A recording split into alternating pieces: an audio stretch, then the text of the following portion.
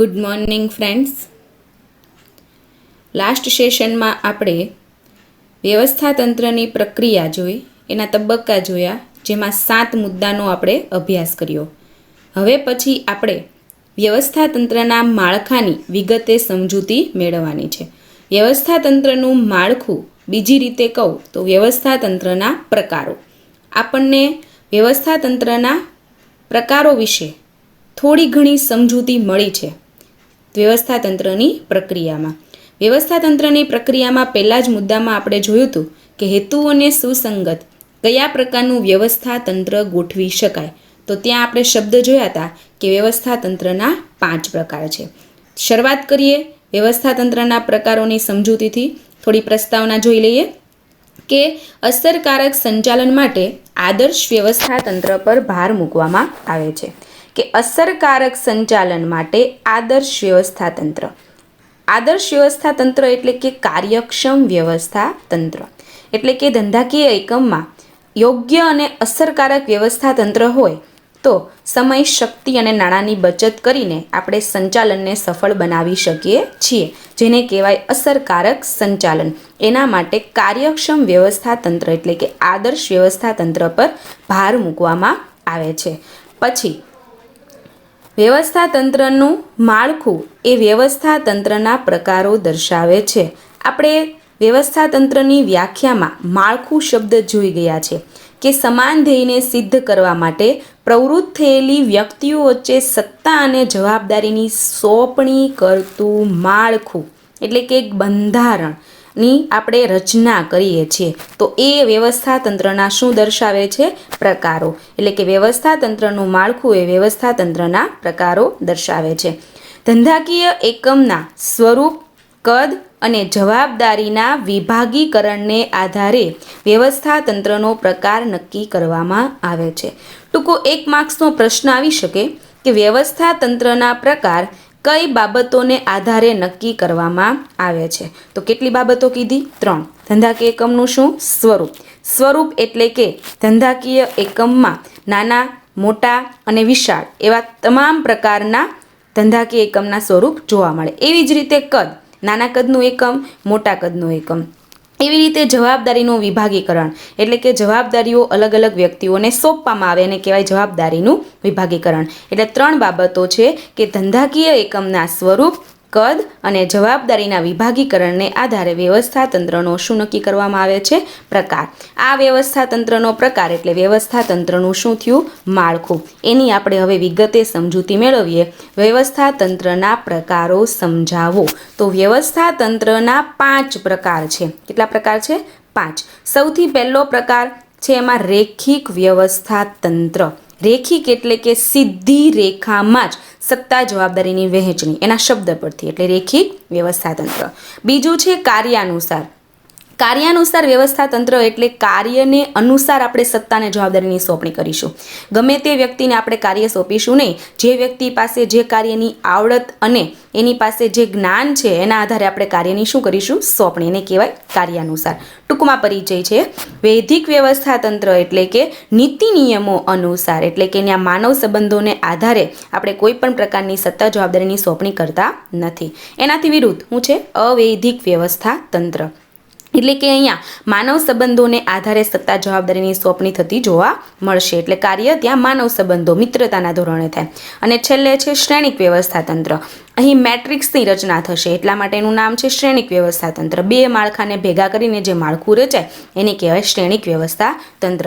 એટલે આમ ટોટલ 5 પ્રકાર છે: રેખિક, કાર્યાનુસાર, વૈધિક, અવૈધિક અને શ્રેણિક વ્યવસ્થાતંત્ર. હવે આપણે સ્ટેપ બાય સ્ટેપ એક પછી એક વ્યવસ્થાતંત્રના પ્રકારોને સમજીએ. એમાં સૌથી પહેલું છે રેખિક વ્યવસ્થાતંત્ર. આપણો પ્રશ્ન આવે કે રેખિક વ્યવસ્થાતંત્રની રચના અને આકૃતિ સમજાવો. તો આપણે પહેલાં સમજૂતી મેળવીએ કે રેખિક વ્યવસ્થાતંત્ર એ વ્યવસ્થાતંત્રનો પ્રાચીન અને સૌથી સરળ પ્રકાર છે. એના શબ્દ પરથી જુઓ. રેખિક શબ્દ એટલે સીધી રેખામાં વ્યવસ્થા તંત્ર એટલે કે સત્તા અને જવાબદારીની સોંપણી. તો અહીંયા આપણને વ્યાખ્યાના નામ પરથી જ મળી જાય છે કે સીધી રેખામાં સત્તા અને જવાબદારીની સોંપણી કરતું માળખું એટલે રેખિક વ્યવસ્થા તંત્ર. આ કોઈ નવો પ્રકાર નથી, પરંતુ પ્રાચીન એટલે કે બહુ જૂનો અને સૌથી સરળ એટલે કે સમજવામાં અને જોવામાં તરત જ વ્યક્તિને ખ્યાલ આવી જાય તેવો સૌથી સરળ પ્રકાર છે, જેનો ઘણા વર્ષોથી ઉપયોગ થાય છે. ક્યાં? લશ્કરમાં. એટલે કે યુદ્ધની વ્યૂહરચના ઘડવી હોય તો એના માટે પણ તેનો ઉપયોગ થતો આવ્યો છે. તેથી તેને લશ્કરી વ્યવસ્થા તંત્ર પણ કહે છે. એટલે કે રેખિક વ્યવસ્થા તંત્રનું બીજું નામ શું છે? લશ્કરી વ્યવસ્થા તંત્ર. શું કામ? કારણ કે કેટલાક વર્ષોથી તેનો ઉપયોગ ક્યાં થતો આવ્યો છે? લશ્કરમાં. એટલા માટેનું નામ છે લશ્કરી વ્યવસ્થા તંત્ર. અહીં વાત સીધી છે કે સીધી રેખામાં સત્તા જવાબદારીની સોંપણી. એટલે આપણે 3 સપાટીઓ યાદ કરવી રહી, ઉચ્ચ સપાટી, મધ્ય અને તળ. એટલે કે અહીં વ્યવસ્થા તંત્રમાં સત્તાનું કેન્દ્રીકરણ ક્યાં થતું જોવા મળશે? ઉચ્ચ સપાટીએ. કેન્દ્રીકરણ એટલે શું? બધી જ સત્તા પોતાની પાસે રાખવી, કોઈ પણ પ્રકારની સત્તાની સોંપણી કરવી નહીં. કોની પાસે રાખશે? ઉચ્ચ સપાટીએ. એટલે કે સંચાલક મંડળ, જનરલ મેનેજર, મેનેજિંગ ડિરેક્ટર, એ બધી જ સત્તા પોતાની પાસે રાખે એને કહેવાય સત્તાનું કેન્દ્રીકરણ. કઈ સપાટીએ? ઉચ્ચ સપાટીએ થયેલું હોય છે. પછી આપણે જોઈએ કે સત્તા અને જવાબદારીની વહેંચણી સીધી રેખામાં ઉચ્ચ સપાટીથી તળ સપાટી તરફ કરવામાં આવે છે. એ વાત પણ આપણે કરી દીધી કે બધી સત્તા ઉચ્ચ સપાટી પોતાની પાસે રાખે છે. એટલે જવાબદારી અને સત્તાની વહેંચણી અહીં ક્રમશઃ જોવા મળશે. એટલે કે ઉચ્ચથી મધ્ય, મધ્યથી તળ સપાટી તરફ આપણે સત્તા અને જવાબદારીની શું કરીશું? વહેંચણી.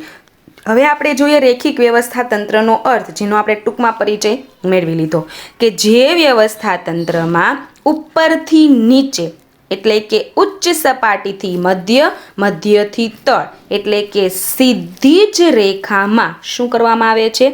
સત્તા સોંપણી કરવામાં આવતી હોય તેને કહે છે રેખિક વ્યવસ્થા તંત્ર. આપણને પ્રશ્ન થાય કે હમણાં તો એક વાક્ય જોયું કે અહીં આપણે સત્તાનું કેન્દ્રીકરણ ઉચ્ચ સપાટીએ જ કરીએ છીએ, તો પછી બધી સત્તા પોતાની પાસે રાખે તો સત્તા સોંપણી શું કામ? તો અહીં બધા જ પ્રકારના ડિસિઝન લેશે ઉચ્ચ સપાટી, પણ કાર્ય માટે તમામ પ્રકારની જવાબદારી નીચેની સપાટી એટલે કે મધ્ય અને તળ સપાટીએ વિભાગીય અધિકારીઓને વિભાગો સંભાળવાની અમુક સત્તા આપવામાં આવે, પરંતુ ડિસિઝન કોણ લેશે? ઉચ્ચ સપાટી જ. એટલે કેન્દ્રીકરણ શબ્દ આવેલો કે સત્તા સોંપણી કરવામાં આવતી હોય તો તેને કહે છે રેખિક વ્યવસ્થા તંત્ર. બહુ સીધી અને સરળ વ્યાખ્યા છે, એના નામ પરથી જ વ્યાખ્યા છે. તેમાં દરેક કર્મચારી તેના ઉપરીને જવાબદાર હોય છે. આનો મતલબ શું? દરેક કર્મચારી, જો કર્મચારી કોઈ ભૂલ કરે તો એની સુધારવાની જવાબદારી કોની હોય છે? ઉપરીની.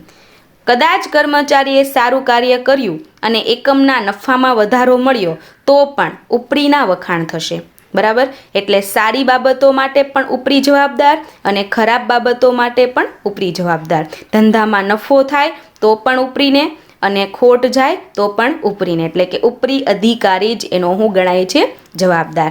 આ પ્રકારના વ્યવસ્થા તંત્રમાં ઉચ્ચ સ્થાને પ્રમાણમાં વધુ સત્તા એટલે કે સત્તાનું કેન્દ્રીકરણ થતું હોવાથી ઉચ્ચ સપાટીએ જ સત્તા કેવી જોવા મળશે? વધુ. જ્યારે નીચેના સ્થાને સત્તા કેવી જોવા મળશે? ઓછી. બરાબર છે? આ સીધી વાત છે.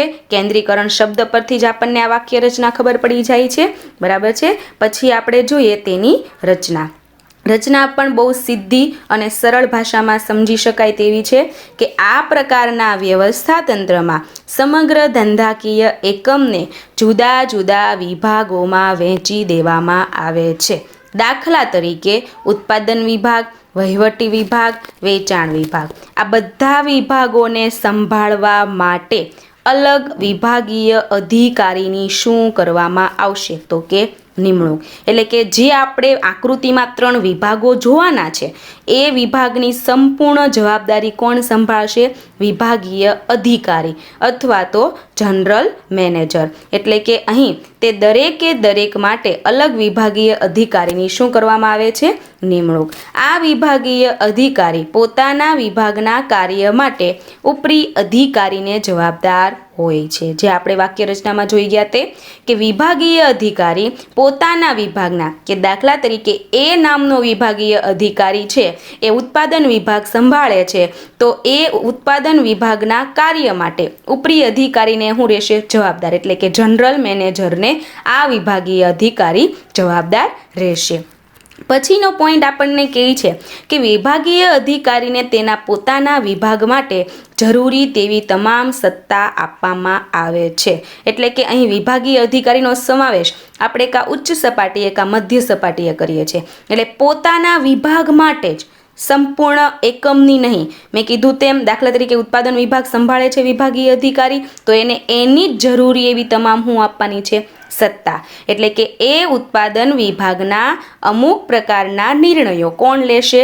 વિભાગીય અધિકારી, અને પોતાના હાથ નીચેના કારકુનો અથવા કર્મચારીઓ પાસે કાર્ય લેશે અને હુકમ કરી શકશે. એટલે જરૂરી તેને પાવર, એટલે કે શું આપવામાં આવે છે? સત્તા. આ પ્રકારના વ્યવસ્થા તંત્રમાં વ્યવસ્થા તંત્રની રચના કાર્યને અનુસાર નહીં. એનો મતલબ શું? કોઈ વિશેષતાઓ કે કોઈ પણ પ્રકારની આવડતને જોવામાં આવતી નથી, પરંતુ મહત્વ કોને આપવાનું છે? ફક્ત ને ફક્ત વિભાગોને. મહત્વ કોને આપવાનું છે? ફક્ત ને ફક્ત વિભાગોને. તો વિભાગોને આધારિત કરવામાં આવતી હોવાથી તેને વિભાગીય વ્યવસ્થા તંત્ર પણ કહે છે. એટલે આ વ્યવસ્થા તંત્રના ટોટલ 2 નામ આપણને મળ્યા કે રેખિક વ્યવસ્થા તંત્રનું બીજું નામ છે લશ્કરી વ્યવસ્થા તંત્ર અને ત્રીજું નામ છે વિભાગીય વ્યવસ્થા તંત્ર. કારણ કે તેમાં કાર્યને અનુસાર નહીં પરંતુ વિભાગોને મહત્વ આપીને આપણે સત્તા જવાબદારી સોંપીએ છીએ, જેથી એને વિભાગીય વ્યવસ્થા તંત્ર કહે છે. હવે આપણે આકૃતિની સમજૂતી મેળવીએ કે સૌથી ઉપર ટોચ પર જોવા મળે છે સંચાલક મંડળ. બરાબર છે? એના હાથ નીચે જોવા મળે છે આપણને જનરલ મેનેજર. એટલે સંચાલક મંડળ દ્વારા તમામ પ્રકારના નીતિ વિષયક નિર્ણયો લઈને જનરલ મેનેજરને તે પ્રમાણેની અમુક સત્તા આપવામાં આવશે. હવે આ જનરલ મેનેજર છે એ 3 વિભાગોની રચના કરશે. પહેલો વિભાગ ઉત્પાદન વિભાગ, બીજો વિભાગ વહીવટી વિભાગ, બીજો વિભાગ વહીવટી વિભાગ અને ત્રીજો વિભાગ છે વેચાણ વિભાગ. એટલે કે ઉત્પાદન વિભાગ, વહીવટી વિભાગ અને વેચાણ વિભાગ. આ 3 વિભાગોની જનરલ મેનેજરો દ્વારા રચના કરવામાં આવે છે. એટલે કે અહીં જનરલ મેનેજરનું સ્થાન મુખ્ય વહીવટી અધિકારી તરીકેનું છે. બરાબર? એટલે કે સંચાલક મંડળ દ્વારા લેવાયેલા નિર્ણયોનો અમલ કોણ કરશે? General manager. બરાબર છે? પછી ઉત્પાદન વિભાગના હાથ નીચે છે ખરીદ અધિકારી અને ઉત્પાદન અધિકારી. એટલે અહીં આપણને ઉત્પાદન વિભાગ સંભાળવાવાળા કેટલા વ્યક્તિ મળી ગયા? 2. કેટલા અધિકારી મળી ગયા? 2. એટલે કે ખરીદ અધિકારી અને ઉત્પાદન અધિકારી. આના નામ આપણે કઈ રીતે યાદ રાખીશું? તો સૌથી પહેલો વિભાગ છે ઉત્પાદન. તમે ધંધાકીય એકમની સ્થાપના કરો છો તો સૌથી પહેલાં માલને વેચવા માટે માલનું શું કરવું પડે? ઉત્પાદન. પણ આ માલનું ઉત્પાદન કરવા માટે તમે કાચા માલની શું કરશો? ખરીદી. કાચા માલની ખરીદી કરી, હવે એનું શું કરશો? ઉત્પાદન. તો ખરીદી કરવાનું કામ કોણ સંભાળશે? ખરીદ અધિકારી. ઉત્પાદન કરવાનું કામ કોણ સંભાળશે? ઉત્પાદન અધિકારી. એટલે કે અહીંયા એક ઉત્પાદન વિભાગને સંભાળવાળો ઉત્પાદન અધિકારી છે જ તે. પણ આ ઉત્પાદન અધિકારીને પહેલાં કાચા માલની ખરીદી કરવી પડે. એટલે કાચા માલને ખરીદી કરનાર અધિકારી કોણ છે? ખરીદ અધિકારી. આ ખરીદ અધિકારીના હાથ નીચે અમુક જે કાર્ય છે એને સંભાળવા માટે એને કારકુનની જરૂર પડશે. ઉત્પાદન વિભાગ વિશાળ મોટા પાયા પર કાર્યરત હોય એટલે ઉત્પાદન અધિકારીમાં એક સુપરવાઇઝરની નિમણૂક કરવામાં આવશે. એના હાથ નીચે ફોરમેન હશે, એના હાથ નીચે કામદારો હશે. એટલે આખો વિભાગ શું થઈ ગયો?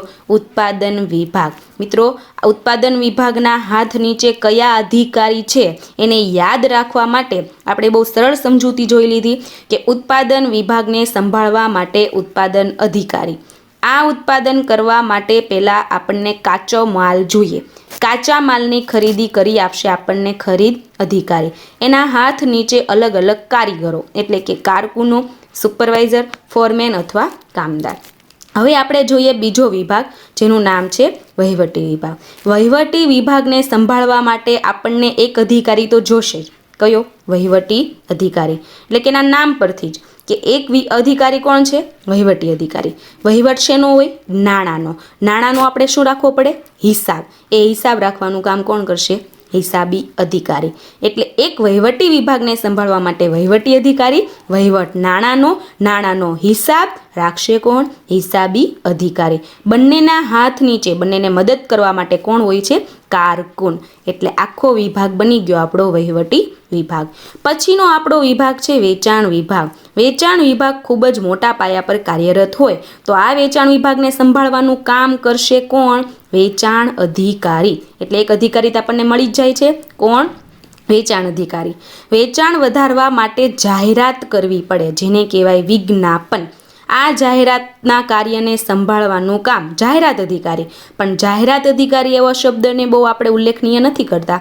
જાહેરાતનો બીજો સમાનાર્થી શબ્દ શું છે? વિજ્ઞાપન. એટલે જાહેરાતના કાર્યનો તમામ પ્રકારનો પાઠ સંભાળવાનું કામ કોણ કરશે?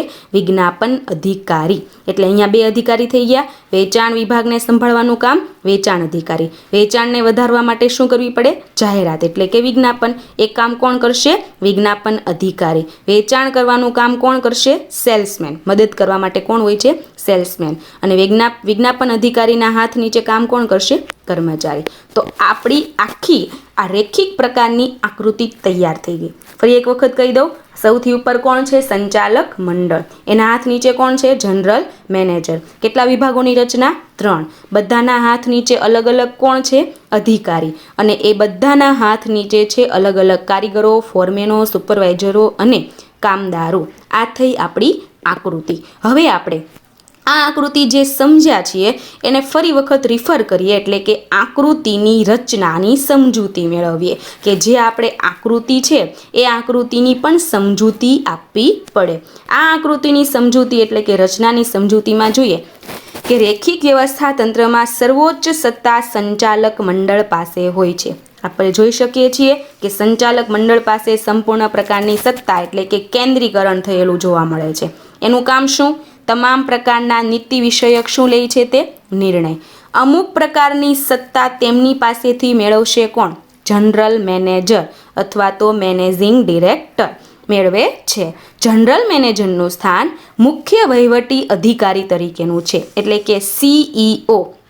જે સંચાલક મંડળ જે નિર્ણય લે છે તેનો અમલ કરાવવો પડશે એને. બરાબર કે સંચાલક મંડળ દ્વારા લેવાયેલા નિર્ણયોનો અમલ વિભાગીય અધિકારીઓ પાસે કરાવે છે.